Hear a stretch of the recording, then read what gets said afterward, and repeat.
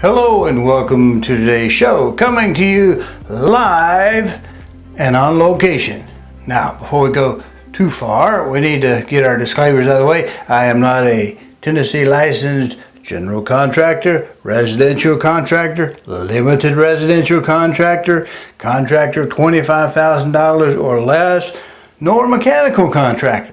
What am I? I'm a realtor.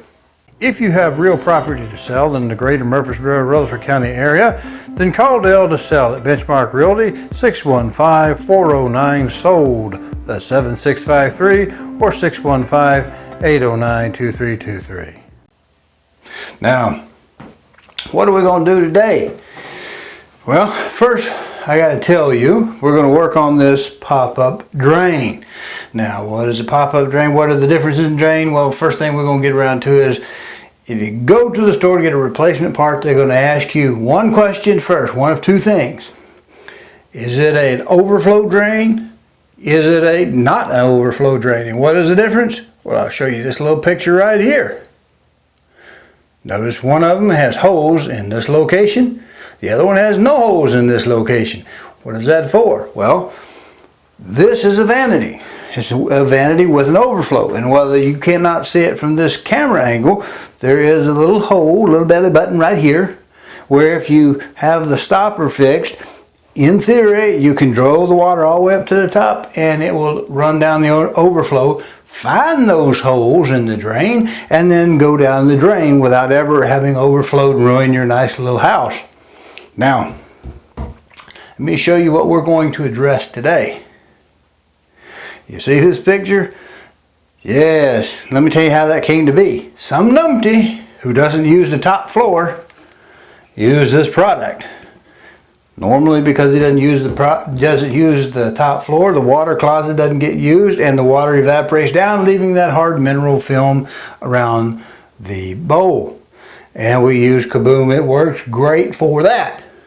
But we also saw a little bit in the sinks, and so we gave a little spray up in there and then forgot to come back and rinse it down, and the Kaboom ate the pop-up drain part. Now, this is a little Delta, and it's not the most expensive grade. It's kind of the basic utility or contractor grade type, however you want to look at it, and that's what we've got right here.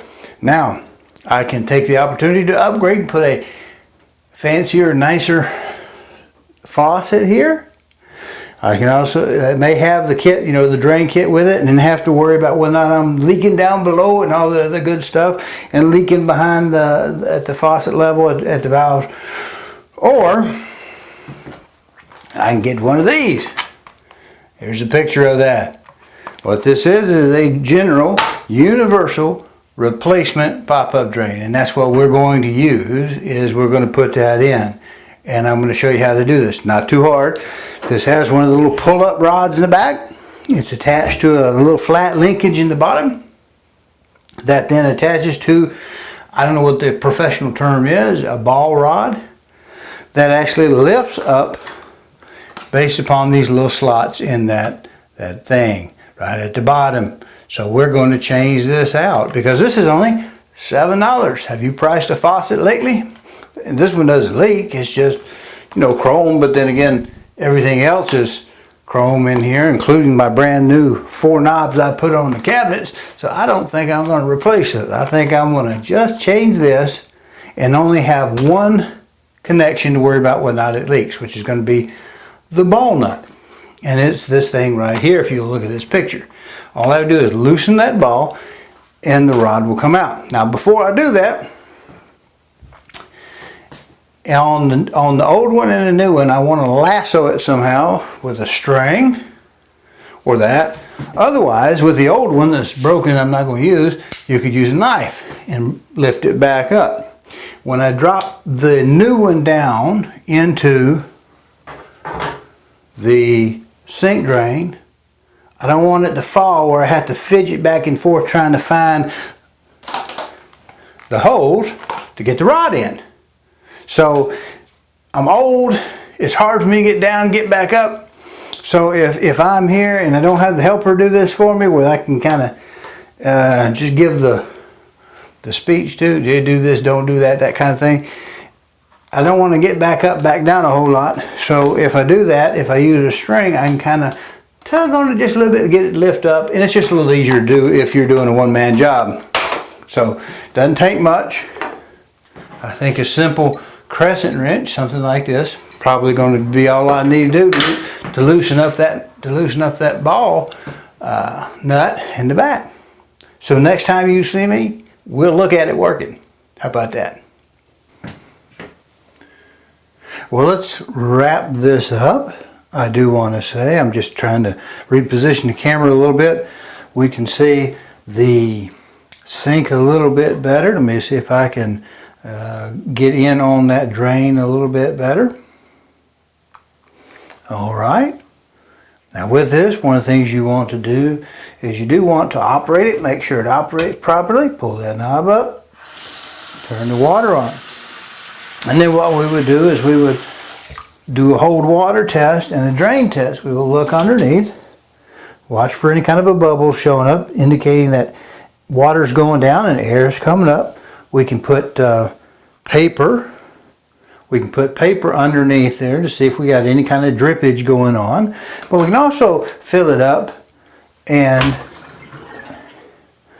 get to the overflow, which is right here. And I don't know that I can get any more on top of it in order to show that, but we'll just discuss a little bit more. If I can get this to widen out any. There we go. Now, I'm going to put a picture up of the original pop-up drain, the actual stopper. And you'll see it actually has little sides where it kind of narrows down. The universal does not have that. If you need to, you might need to trim that a little bit. But we're going to go and look at the overflow. Do you remember when I discussed with you the two types of drains, which is the overflow or non-overflow? There's also two variations of that, which obviously is the rod operated or just the pop-up, the type where you punch it down in the bottom. Now between me and you, I kind of like the simple mechanical pop-up, because that way I don't have to worry about this connection in the back that we were talking about, that we looked at earlier. Now, this perhaps is the end of the show for anyone who has a sort of a squeamish disposition. Now, right here at the edge of the viewing, the angle is steep. I'd have to get the crane out to get a better picture of this, or hand hold the camera. But right here is your overflow, and there essentially are two basins, or a basin with a little track that comes down through here, and I'll put up a picture of the drain as it is without the stopper in place, and you'll see it has 4 holes. Now, one thing that's customary to do is to align at least one hole in line with where you believe the overflow drain track is. Now, this one has that, and that's done. But when we have the stopper out, and this is where we get a little squeamish, we might make a little tool and go down and remove any kind of debris that we might have in the sink drain, the top part of the sink drain itself. There's something else we might do, is we might take a piece of 1/4" tubing, and I have the edge of it modified just a little bit so it's not blunted, it's actually cut at an angle.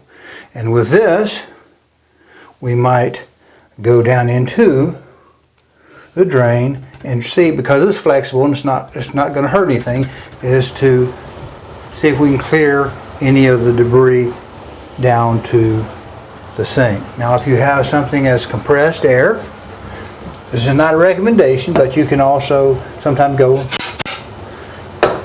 and bring any more material you possibly can out of that to make sure that this passageway is clear.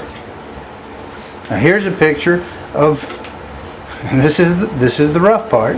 Here's a picture of what just the simple hook was able to remove out of the drain. Anyway, we've tested it. You may also pull the stopper, fill the water up, and make sure that you have a functional overflow drain. Make sure that that's clear and it's working. You can do check underneath and make sure your ball is not too tight or too loose so that it's dripping on the back side of your drain. And just a very very simple thing to fix is changing out from that nasty, rusty looking thing to with a $7, maybe $8 kind of universal part. Hope you enjoyed the show. Hope you didn't upset your disposition by that one photograph, and thanks for stopping by.